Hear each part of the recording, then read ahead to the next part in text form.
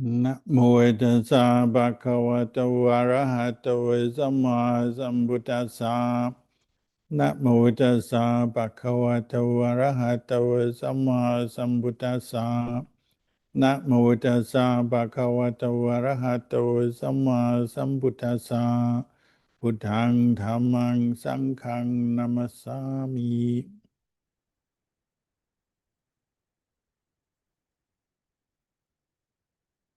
Blessings from Bodhipala Monastery.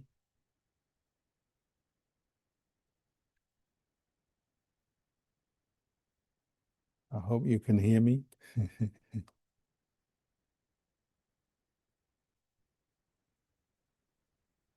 Here. If you can hear me, raise your hand. Okay, good. So, somebody today asked, why are we here in this place? Why did we build a monastery in this place? Well, since the time of the Buddha, particularly Buddhist monks and nuns have sought out quiet places to practice meditation. So quiet places means forests, countryside, mountains, wherever there are not urban areas, so outside the villages and towns and cities of the world. There's plenty of forests and countryside around. So it just makes sense if you're devoting your whole life to training your mind, which is what the life of a monastic is all about. Then you look for some places that are conducive for that training, meaning fairly quiet and secluded, not too many distractions, not too many things happening, because this helps. It's not an absolute guarantee that your mind will settle down and become peaceful, or that you'll develop the kind of qualities that you need to develop meditation, but it's a good starting point. What we call Gaya Viveka in Buddhism, getting some physical seclusion. For lay people, you can also gain that following the Sangha out to these places, practicing with them maybe. Or even if you're living in an urban area, a city, your secluded place is perhaps your room or the corner of your room in your house, in your home. You just have to make the best of what opportunities you have. But for a monastery, a place where Sangha go seek out a quiet place, and you tend to go further afield. So we've come to this place, it's called Mount Pleasant. It's a very apt name because the place is very pleasant, peaceful, beautiful, you might say, beautiful in the way of nature, and conducive to the practice. They have very, what would the word be, impressive sunrises here. The hills, these hills around us are called the Adelaide Hills, and they're not that high, they're not low either, but they're not high. They're not like, it's not a mountain range as such, it's hills, rolling hills. And so when the sun comes up, kind of pokes its head up from behind the hills in the morning, and you get a good reminder of something the Buddha said once. He said the arising of right view, samadhi, in the mind of a person, a practitioner, is like the sun arising in the morning. And you see that very clearly here because there's very few clouds in the sky. It doesn't rain very much here.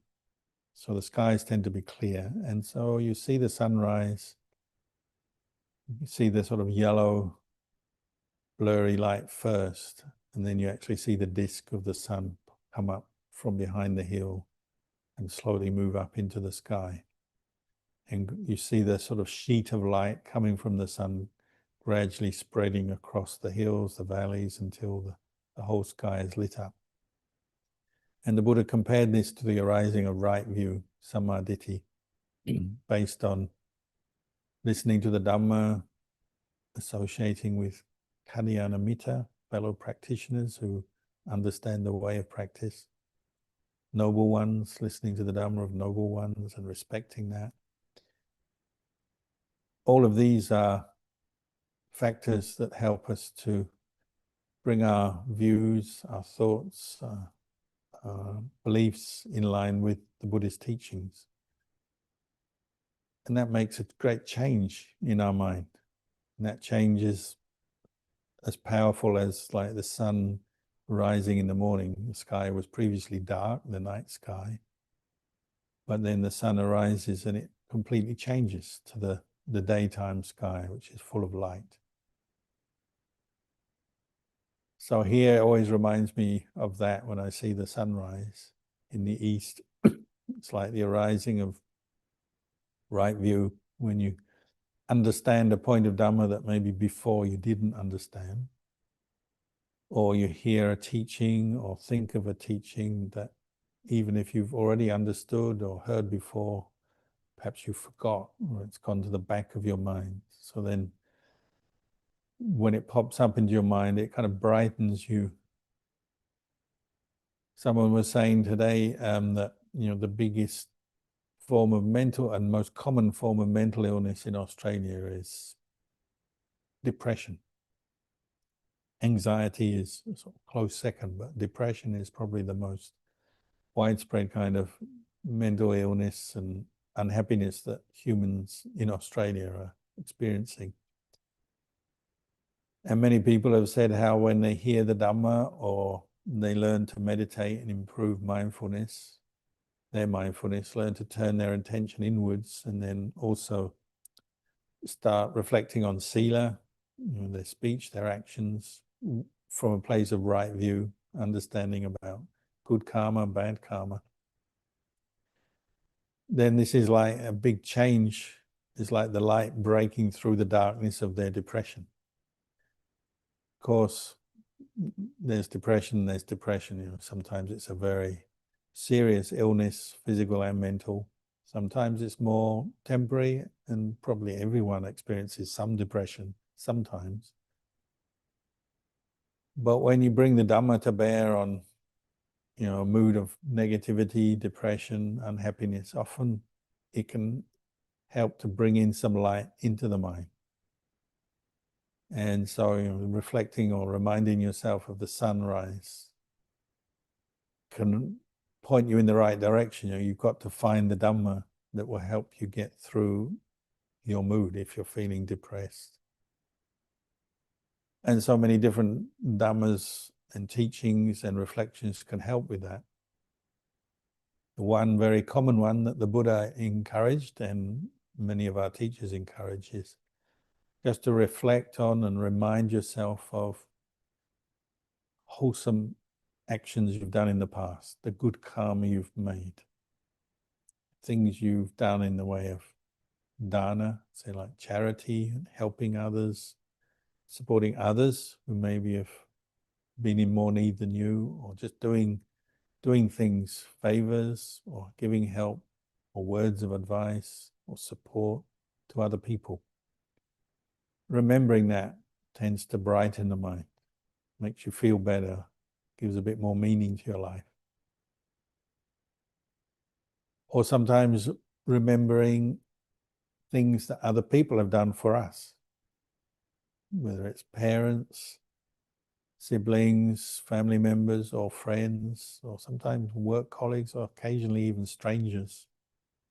Remembering acts of kindness, support, help that we've received sometimes over long periods of time. Say like if you remember your teachers at school who may have helped you, obviously your parents helped you over again. Normally speaking, that would be the case.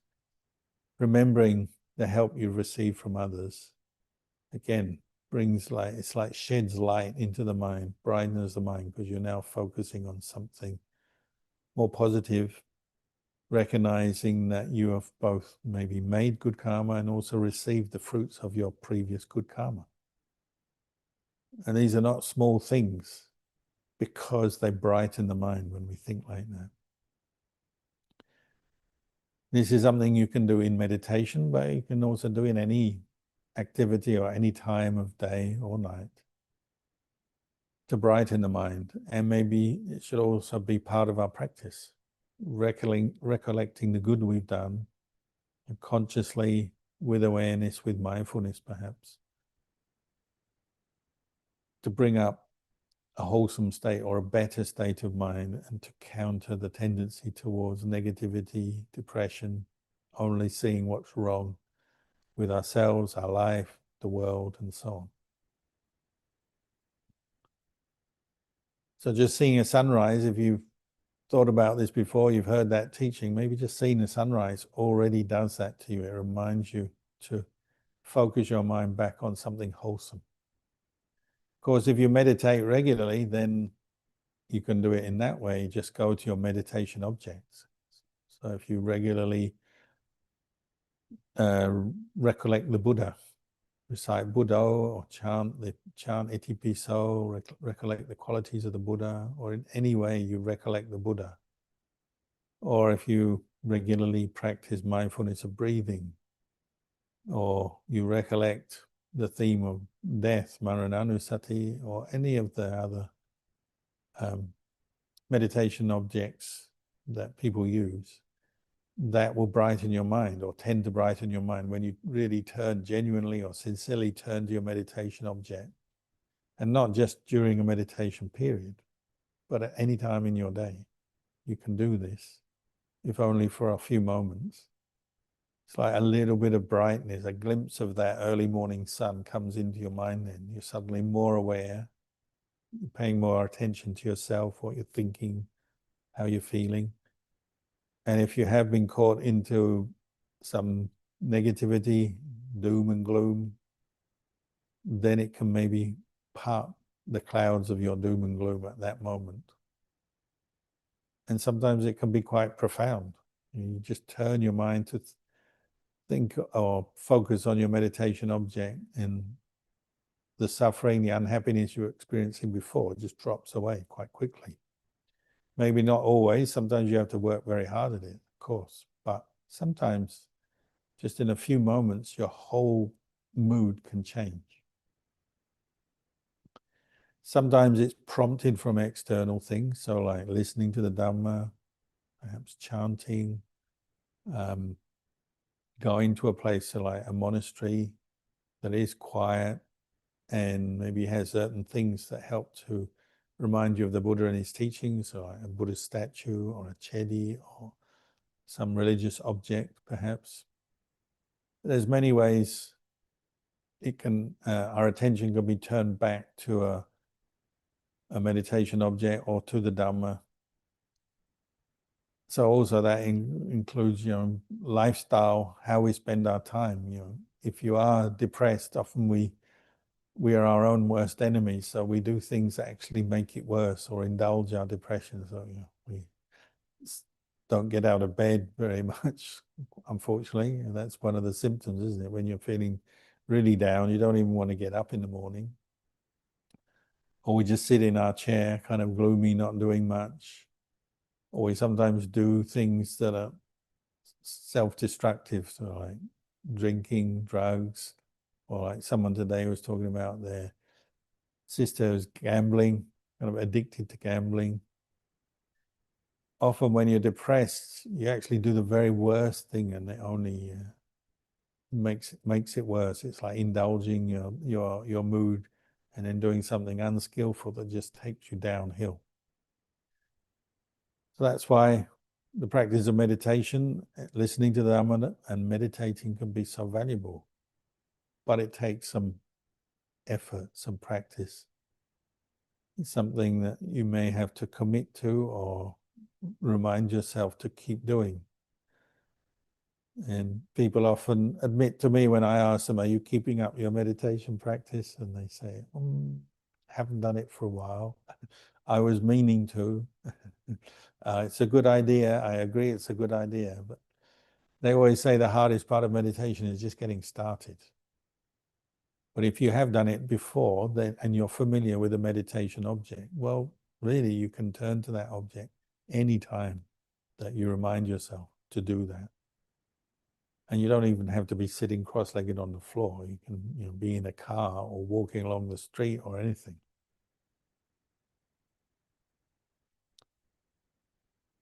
So this is a big part of our practice, reminding ourselves of the power of turning our attention inwards, the power of mindfulness, and the insight, the understanding that can arise from that. And it can sometimes be very quick and very, very painless. It doesn't necessarily take a lot of effort, but just enough effort to turn your attention inwards to a meditation object and maybe move away from a train of thought or a particular emotion that you were experiencing.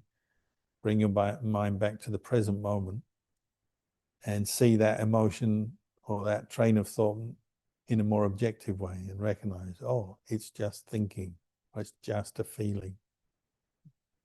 Which is what mindfulness does. When you're more mindful, you're paying attention to your body, your mind, how you feel, what's going on.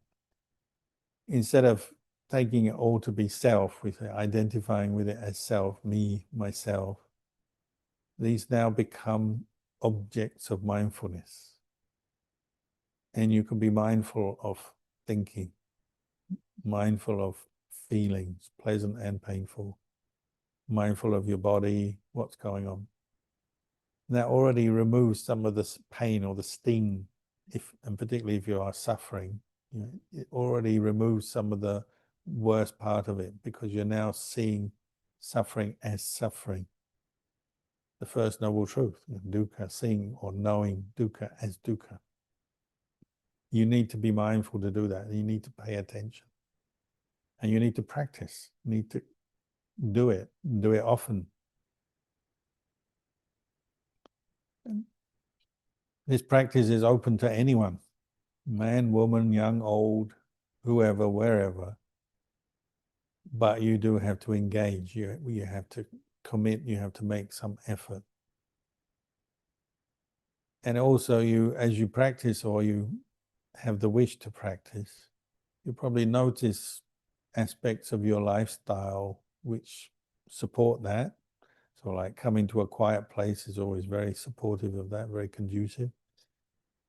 But also other aspects of our lifestyle you'll notice are quite obstructive, get in the way or make things harder, don't they?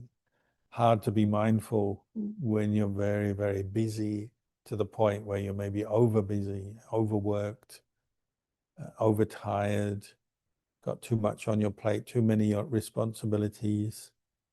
We always have a certain choice in our life, and we have some flexibility, some room for maneuver, or room for movement and choice.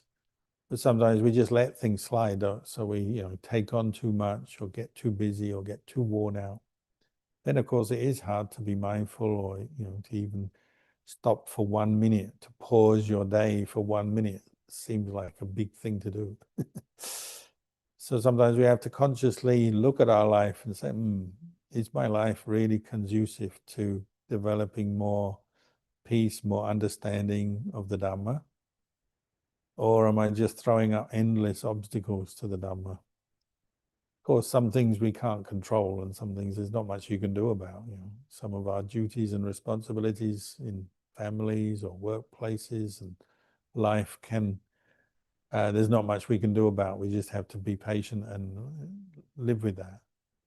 But some of the choices we make only make life harder, don't they? How we spend our time, and whether it's a choice between surfing the net, watching something on a screen, or turning your attention to watch the in and out breath. Well, quite often the technology or the entertainment or the distraction will win. And that's where you have to have some discipline. Like my teacher, Ajahn used to say, part of the role of sila is to get you to be able to be mindful of your in and out breath. Often sila is seen as just a sort of a simple moral code that you have to take on and practice. But sila is practice for developing meditation, both mindfulness, samadhi, and insight. It's like guiding your actions and your speech towards that end, towards the end of being mindful of a meditation object.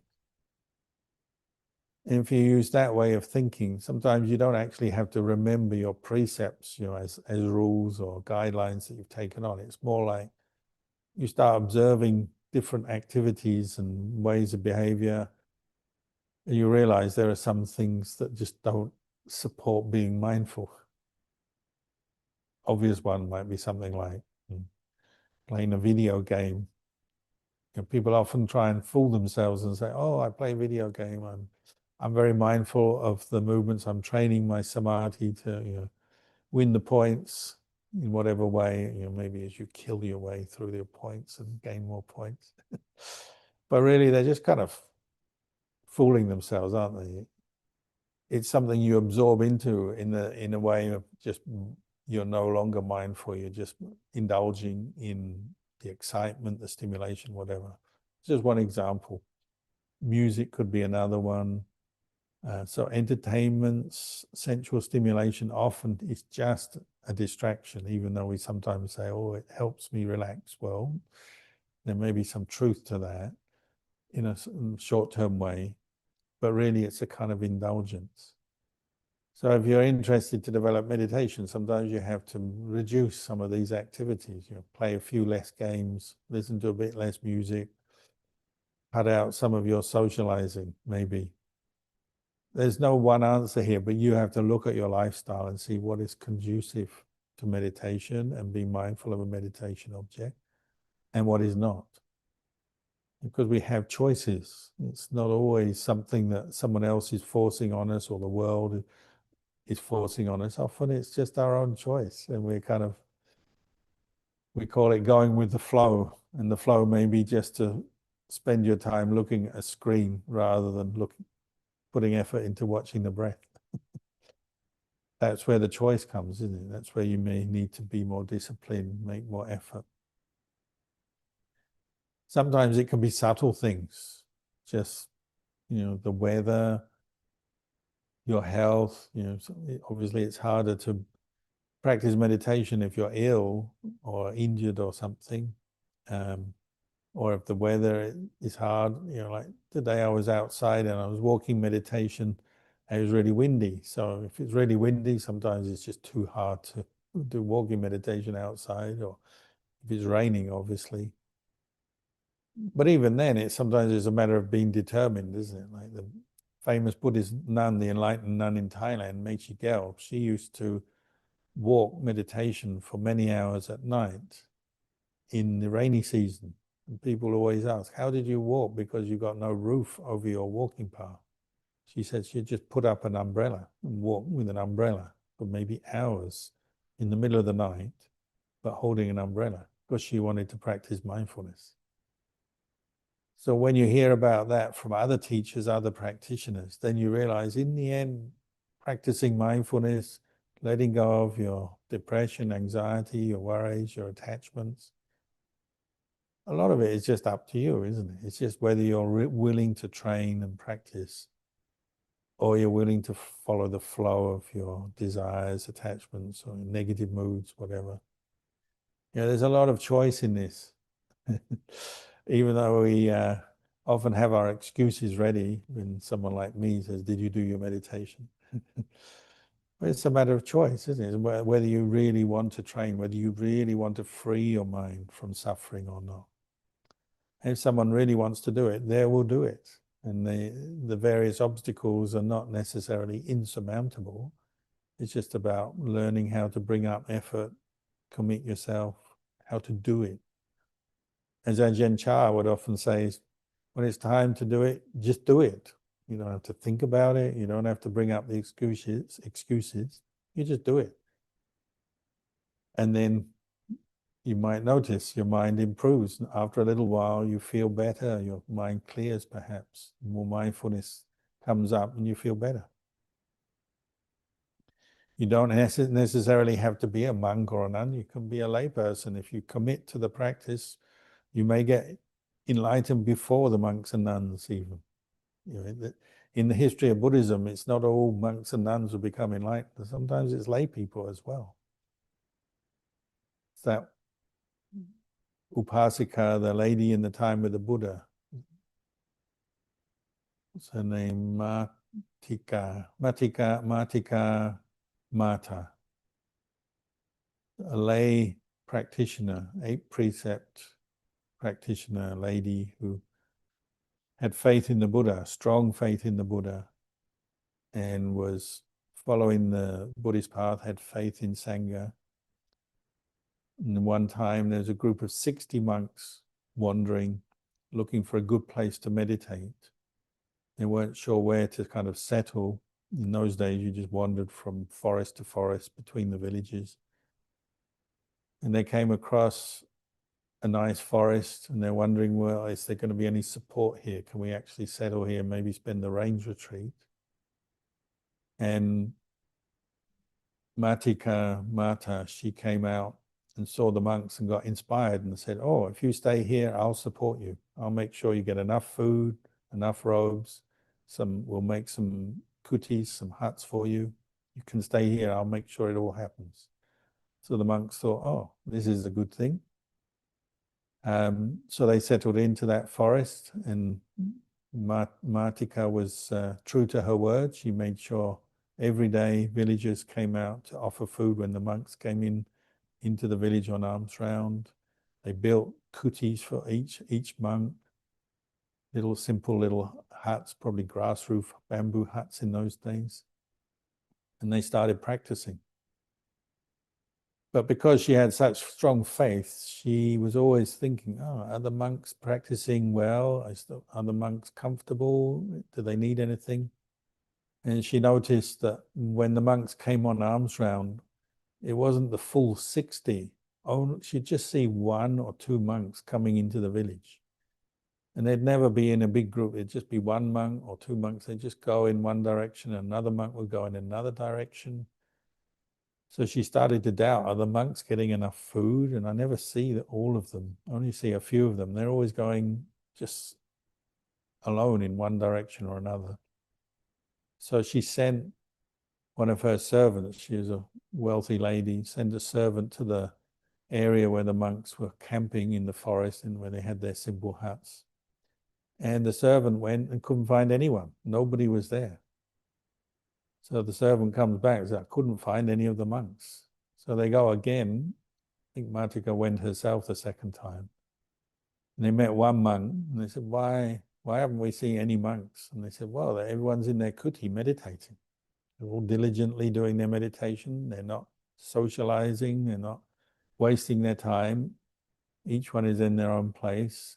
We only come out when someone rings the bell. So if someone's in trouble, they'll ring a bell, like if they're ill, or if there's a need to talk Dhamma, discuss the Dhamma, we ring a bell. If no one rings a bell, we just stay in our huts and we meditate. And she said, well, why are only a few monks coming into the village for alms round, Bindabat? And the monk said, well, half the monks will stay in their kutis meditating, the other half go out to collect food, but they don't want to socialize. So the Buddha said, don't socialize, waste time talking. So each monk will go in a different direction on their own, collect food, come back and share it with the monks who are staying in the monastery. So she was impressed. She said, oh, this is good. Practicing noble silence, very restrained, mindful.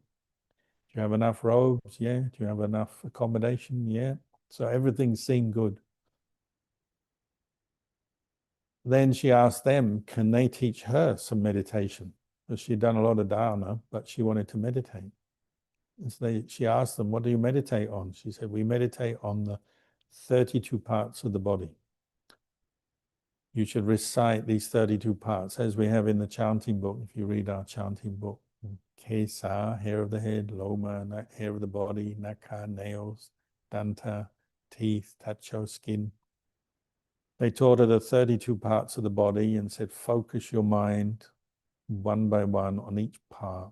Memorize the name, visualize it, concentrate your mind in that way, and move your mind around your body as you go from part to part. This is how we meditate. You can meditate like this too. And Martika, she had a lot of faith, a lot of inspiration. So she went home, she was doing it diligently, many hours a day, focusing on the 32 parts of the body until she could visualize what we call a ukaha nimitta, when the mind becomes calm in samadhi and a nimitta of that body part arises, and she could do this very well for each part of the body. So she got to be very skilled at calming her mind and contemplating each body part. And the monks had told her to contemplate the impermanence of the body, each body part. So like hair of the head, how your hair is impermanent, it grows and then it falls out. Over the years, it will turn white. Eventually, maybe it falls out altogether, stops growing, particularly the men go bald. Same with all the other body parts. Each body part has its own inherent impermanence, subject to change, aging, wearing out all the time. They're also unbeautiful. Body parts all get dirty, greasy, smelly. They don't look so good when you examine them under the lens of mindfulness. So they're unattractive. They're suffering in the sense that ultimately they're a source of disease, aging, and then they don't last forever. We die. They can't bring you lasting, permanent happiness. And they're not self. You can't control your body and tell it not to get old, not to get sick, not to die. You can't really own this body. So she reflected like this. Eventually she became an anagami. She gave up all attachment to the body, saw it completely, very purely, very clearly as impermanent, not self. Gained that insight. So she became an anagami, and with that she gained samadhi and even some psychic powers, the ability to know the minds of other people. So very advanced. Then meditating, because she had these psychic powers arising, she was, again, she's worried about these monks that she's looking after, 60 monks.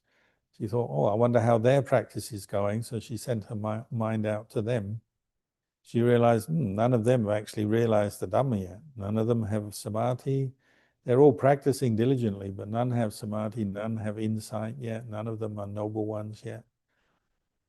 So she thought, oh, this is not good. So she went back to see the monks and taught them how to practice mindfulness of the body, because she now was an expert. She had practiced so well, she became an anagami, the third level of enlightenment, before any of the monks. So there's an often quoted story, lay people can meditate and become enlightened before Sangha can.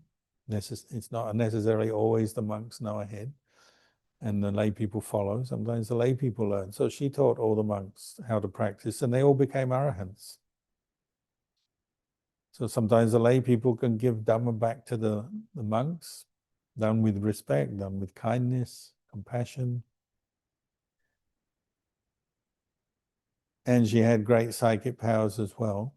So the monks got enlightened after the rains. They all went back to see the Buddha and said, oh, that was a really good place to practice. Martika looked after us, gave us great support.